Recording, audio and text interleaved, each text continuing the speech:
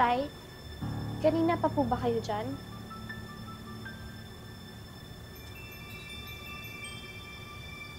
Magbihis ka na. Paalis na nanay mo.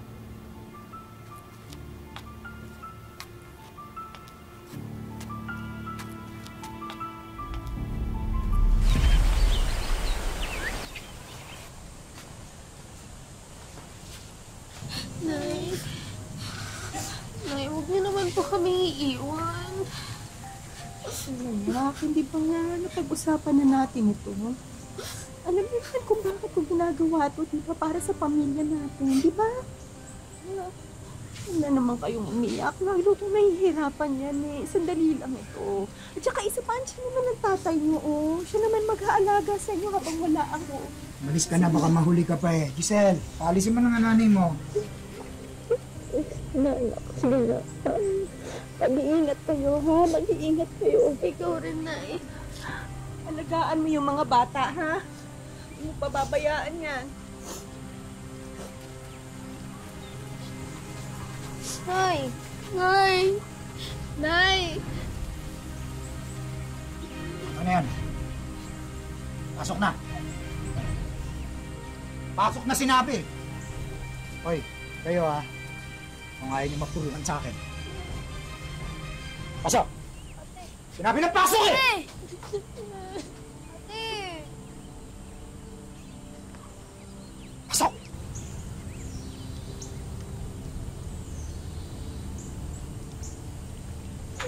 Pasok! Diyan ka!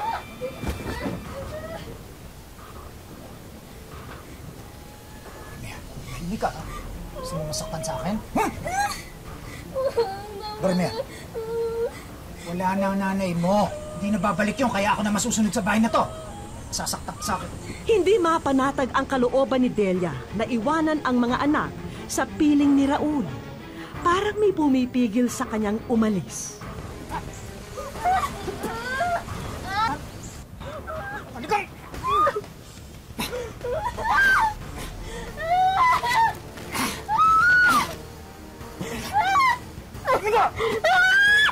Asan ang tatay niyo, ha? Ang ating niyo! Tumawag kayo ng barangay! Dali! Dali! Saan?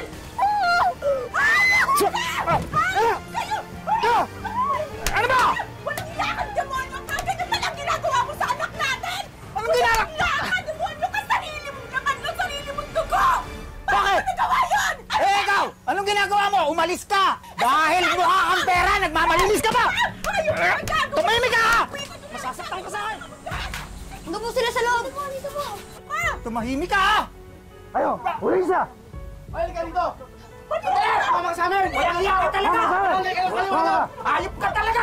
Dali mo na! Ba't ba kayo nakikailang dito? Sumama! Dito! Ba't ba kayo nakikailang dito?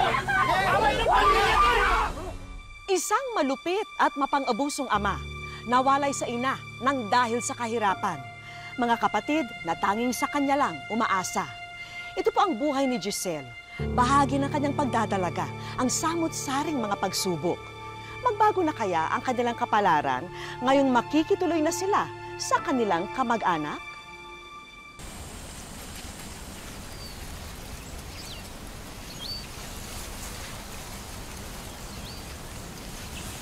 Tay, saan po ba tayo pupunta?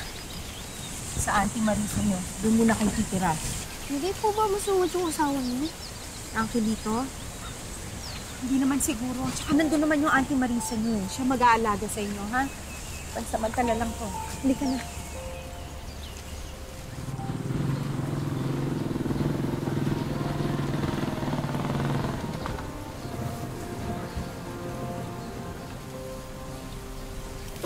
Kuya, salamat.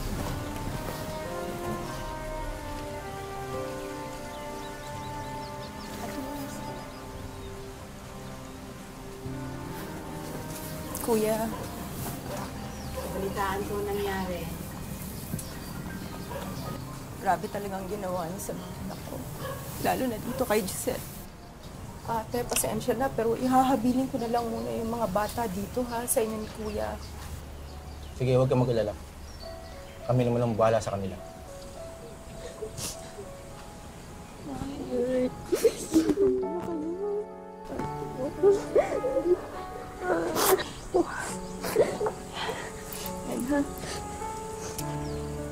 mo lagi yan, ha? Magpakatatag ka. Kailangan ka ng mga kapatid ko.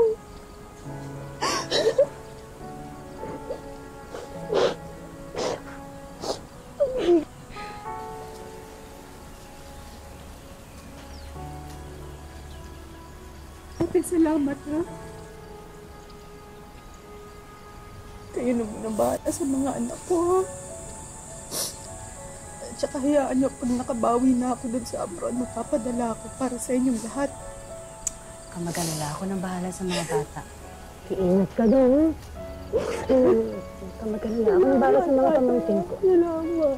Sige, sige. Sige na, mag-ingat ka. Sige na, sige na. Kuya, salamat, ha? Ingat ka doon, ha?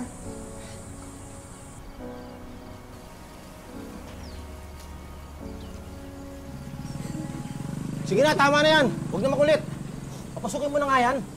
Naririndi na ako sa iyakan yan eh. Pumasok na kayo.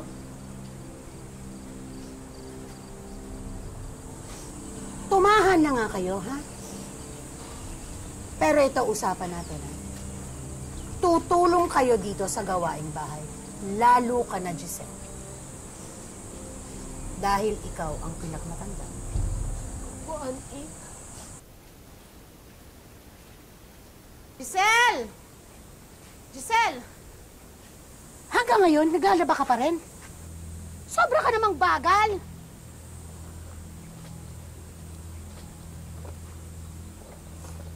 Ano ba naman to? Bakit may amoy yan? Ha? Hindi ka pa tinuruan ng nanay mo paano maglaba? Kailangan lahat ituro ko sa'yo, ha? Kakainis ka? Ano to? Pasensya na po, hindi ko po kasi namalayan na, Alam mo bang kabibili ko lang yan? Nahawahan na? Gusto mo matuto maglaba? Sige, tuturuan kita maglaba. Alam mo ba kung paano magkula?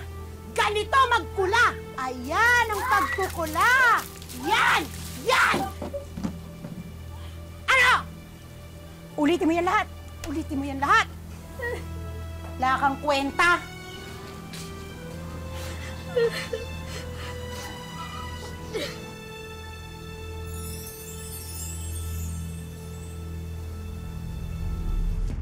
Wish ko lang.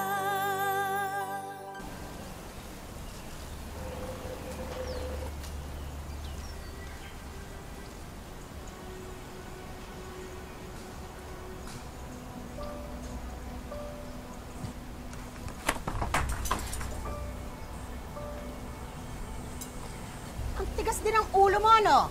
Di ba sinabi ko, hugasan mo yung mga pinagkainan, ha? Iipisin tayo? pasensya na po, Auntie.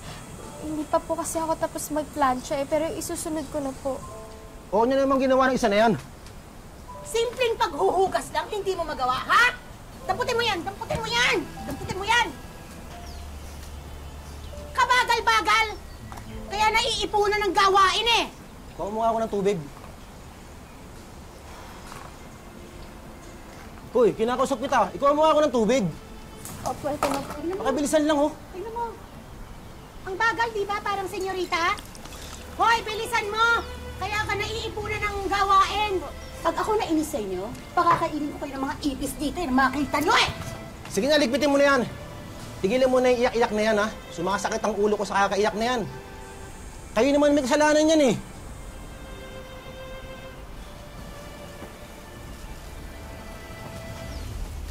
Ang tinitiis naman ngayon ng magkakapatid ay ang pag-aalipusta ng kanilang tiyahin. Ang dapat sana mag-aalaga sa kanila, itinuring silang parang mga alila. Oh, Uncle, papasok na po kami. sige. Pwede po ba kami makahingi ng pamasahe?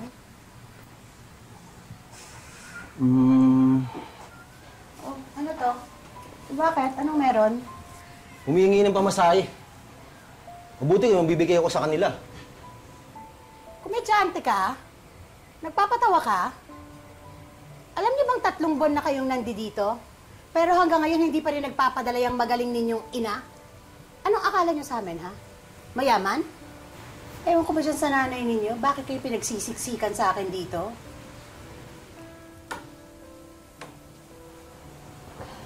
Sige po, mauna na po kami. Pep. Anong mauunang pinagsasabi mo? Papasukin mo yung dalawa na yan, pero ikaw maiwan ka dito. Po? Oo, dahil tutulungan mo ako maglinis ng bahay. Ate, Tulong, kita mo rito. di ba may exam kayo ngayon? Sige na, mauna na kami. Sige na, pumasok na kayo. Sige na. Hoy, kayong dalawang paslit. Alis, tsupe, pumasok na kayo. Bilis. O ikaw, damputin mo to, lagay mo to doon. Pagpapahinga lang ako sandali. Init. Oh, to. Ano to? Ano yan? Eh, di sa kanila. Uy.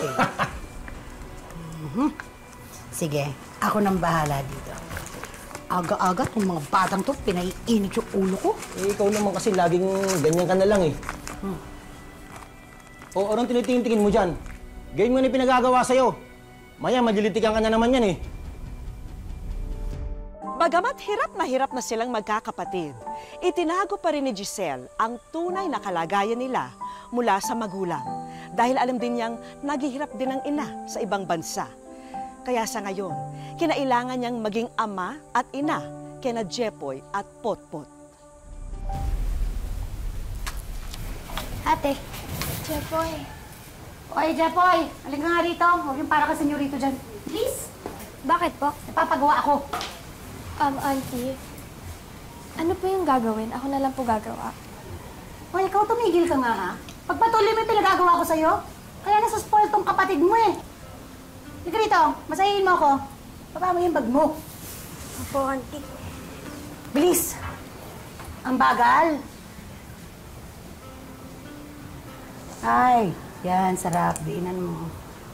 Sobrang nakakapagod itong araw na to. Init pa. Aray, leche ka! Sinasadya mo ba, ha? Auntie, huwag niyo naman saktan yung kapatid Ano ko. pinagsasabi mo? Ha? Pinagtatanggol mo pa yung kapatid mo, ha? Auntie, hindi naman niya alam yung ginagawa niya eh. Huwag niyo naman po sana siyang saktan. Anong hindi? Eh, ang tanda-tanda na niyan, ha? Ang init-init na nga, pinapainit niyo pa yung ulo ko? Pumasok kayo sa loob! Huwag kayong lalabas agad, di ko kayo pinalalabas. Pumasok kayo sa loob! Hindi naman po niya alam yung ginagawa. Pasok!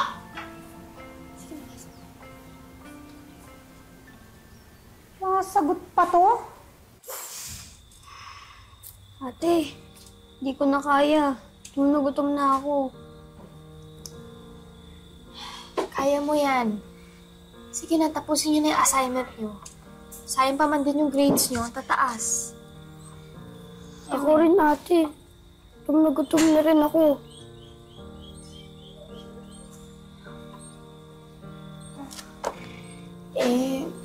Sinabi ni Auntie na bawal tayo lumabas dito eh.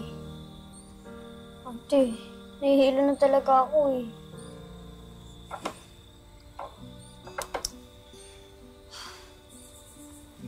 Okay, sige. Gagawa ko ng paraan, pero kailangan niyo muna tapusin yung homework niyo. Okay? Opo.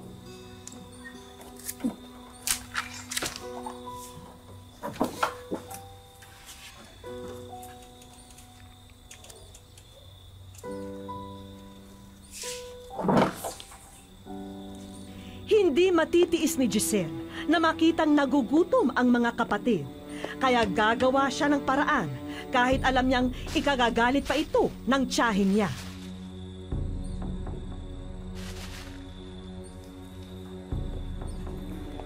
Ate, eto. Kain na. Eto, kainin mo. Pasensya na. Kanina nakuha ko. Sige na, kumain na kayo. Tapos matulog tayo pagkatapos kasi maaga pa ang gising niyo bukas, ha? O, sige, ito pa. Hati kayo. Sige na, gisan. Gisan mo kumain. Matulog, matulog. Bilis.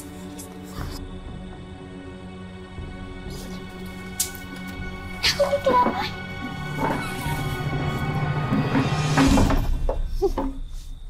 Anong sinabi ko, ha? Di ba sinabi ko walang lalabas sa inyo ng kwartong to? Pero ang ginawa ninyo? Ha? Ninakawan niyo ako ng pagkain? Auntie, pasensya po. Nagugutom na po kasi yung kapatid ko eh. Nagugutom? Nagugutom, ha? Eh, ang lalaki niyo sa mga kapatid mo. Nagugutom. Talagang ang titigas. Wala kayong ginawa ko ni Kunsonera. Ako, sinasagot ka! Ha? Bukas kaya kayong nanay niyo may nagagawa para sa akin. Eh, wala! Ito kayo nakamala ko! Ha? Mga leche kayo! Mga leche kayo!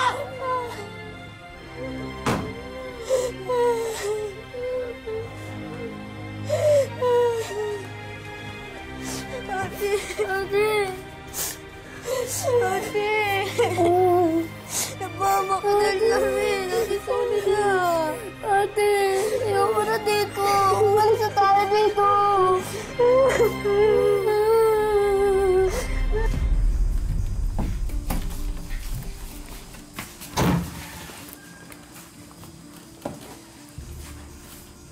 Ate, tara. Tulog sila.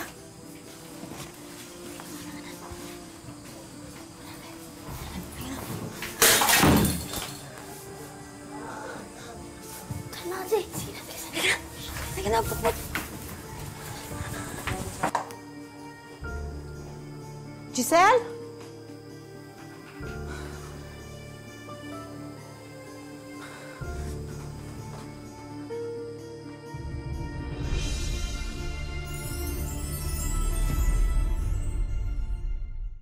Wish ko lang.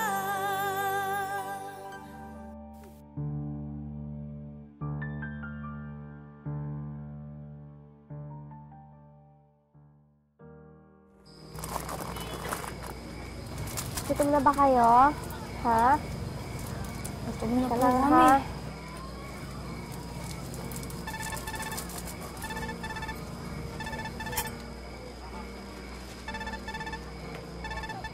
Hello, anak. Giselle. Kamusta na kayo? Nay, okay naman po kami. Kinakaya naman po namin dito. Anak, pasensya na ha. Kasi wala naman akong alam na ibang bahay na pwede niyong tirhan sa ngayon. Kaya dyan ko lang kayo iniwan. Pero, pansamantala lang naman to eh, ha? Hayaan mo, anak. Pagbalik ko, babawi ako. Tahan na. Kayo na lagi kayo mag-iingat dyan, ha? Sige, anak. I love you. Mahal na mahal ko kayo, ha? Bye-bye. Upang lubos na matustusan ang kanilang mga pangangailangan, naisipan ni Giselle na gamitin ang pinadalang kakaunting pera ng ina para gawing puhunan sa maliit na negosyo. Ito ba yung dalaga sinasabi mo sa akin, Eric? Oo, siya yun. Hello po, Aling Doray. Gusto niyo po ba ng barbecue? Hindi. Nakita ka kasi nitong kaibigan ko si Eric. Baka gusto mo raw kung sumali sa beauty contest. May potential ka. Ako po, Aling Doray. Wala po akong hilig sa ganyan. Ano ba kayo? At saka, sa itsura kong to, pwede ako sa ganun. Parang hindi naman ata pwede. Gusto mo akong bahala sa'yo. Gown mo, pag may make-up, akong bahala dyan. Kapag nanalo ka, may cash prize naman to. Makakatulong sa inyo to. Di ba? Ate, sayang yun. May premyo. Sige na, ito naman subok lang. Malay mo, 3,000 din to, sayang din.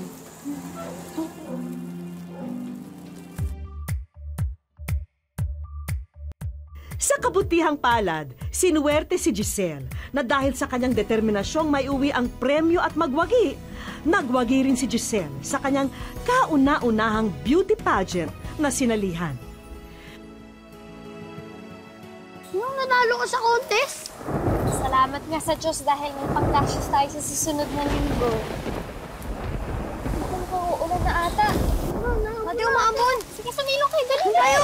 Dali! Dali! Pero sa kanyang pagbaba ng entablado, tuloy pa rin ang takbo ng kamalasan.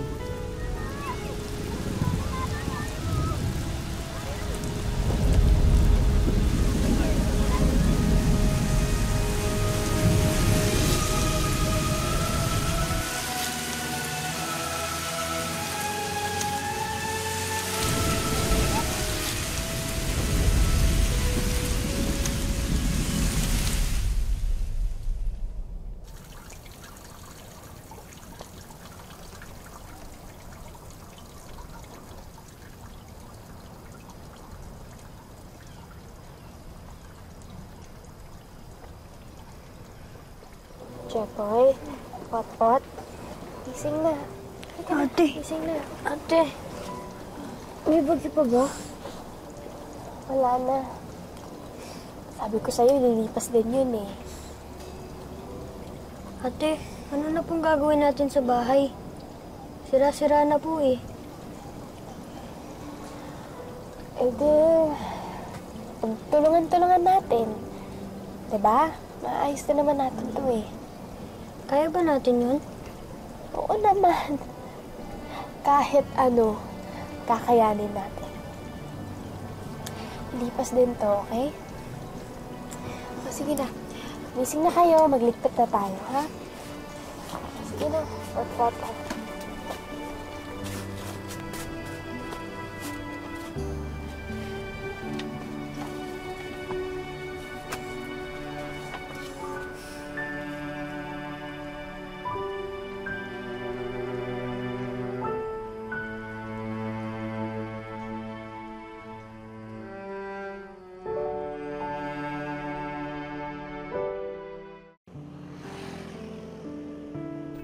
Dinayo namin ang Barangay Bulhaw, Labo, Camarines Norte para kamustahin ang magkakapatid na Giselle, Jeric at Raymark.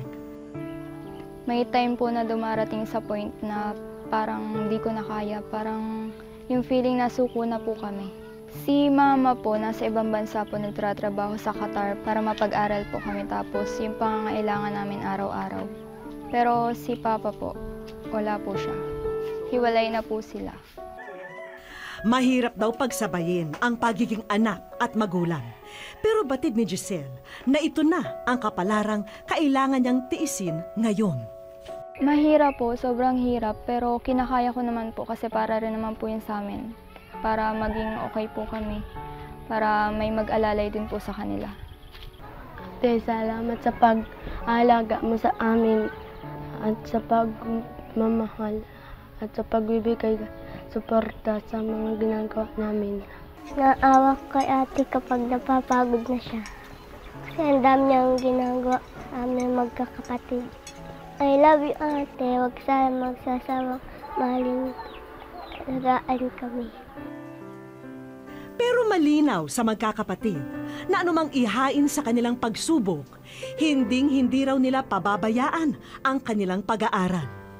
Pangarap po kasi ni mama para sa akin na mapagtapos po ako ng pag-aaral para dumating daw po sa point na sa time na makahanap ako ng magandang trabaho para makaahon kami sa hirap.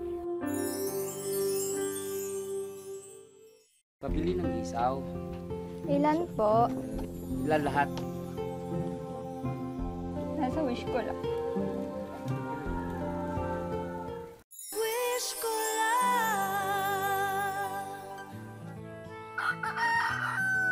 Kinabukasan, maagang nagbenta ng inihaw ang magkakapatid. Pabili ng isaw. Ilan po? Ilan lahat? 45. At nakabuena mano kaagad sina Giselle. Wish ko lang po. Nasa wish ko lang. Hindi na napigilan ni Giselle ang maluha sa nakita. Masaya po. Sobrang saya po. Handa na ba kayo sa mga sorpresang naghihintay sa inyo? Hindi makapaniwala ang magkakapatid sa samot-saring regalo na tumambad sa kanila. Unang-una po, nagpapasalamat po ako kay God kasi nadinig po niya yung prayer ko, yung panalangin ko po. Tapos nagpapasalamat po ako sa programa, wish ko lang. Malaki po kasi isa na rin po ito sa mapagkukunan namin ng pandagdag sa kabuhayan namin. Unahin na natin ang mga karagdagang gamit para sa inyong tahanan. Narito ang ilang laruan at gadgets para kina Jeric at Raymark.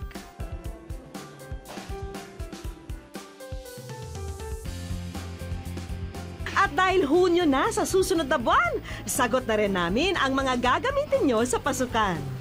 Malaking tulong po ito para sa amin kasi hindi na po namin bibilihin. Magiging dealer na kayo ng meat products na ito. At may food cart din na bagong pagkakaabalahan. Pagsisikapan po namin itong pagtulong-tulungan ng magkakapatid. kapatid para mapalago at mapaunlad po namin ito. Pero ang pinakaasam niyong makapagtapos ng pag-aaral, abot kamay na. Dahil may regalo ang munisipyo ng Labo para sa inyo. Bibigyan ka namin ng scholarship ng munisipyo para ikaw ay makapag-aral ng college. Pagdating naman sa allowance, I will personally give you my personal money para ito magamit mo sa iyong pagpasok sa iyong eskwelahan. So all of you, kayong tatlo, I can assure you na matutulungan namin kayo para makapag-aral at makapasok sa eskwelahan. Para sa akin, sobrang mahalaga po nito sa akin kasi tungkol po ito sa education ko. Yung makakapag-aral po ako ng maayos, tapos may sosuporta po sa akin sa pag-aaral. Yung hindi na po masyadong mahihirapan si mama para mapag-aral kami. Kasi para sa akin po, ang edukasyon ay napakahalaga po sa buhay namin. Ito po yung kayamanan na hindi makukuha ng ibang tao. Huwag po tayong magpakulong sa lungkot ng kahapon. Harapin natin ang bawat araw na puno ng pag-asa, sipag at tiyaga nang sa gayong dumating din sa atin ang biyaya. Maraming salamat po mga kapuso. Ako po si Vicky Morales at ito ang Wish Ko Lang.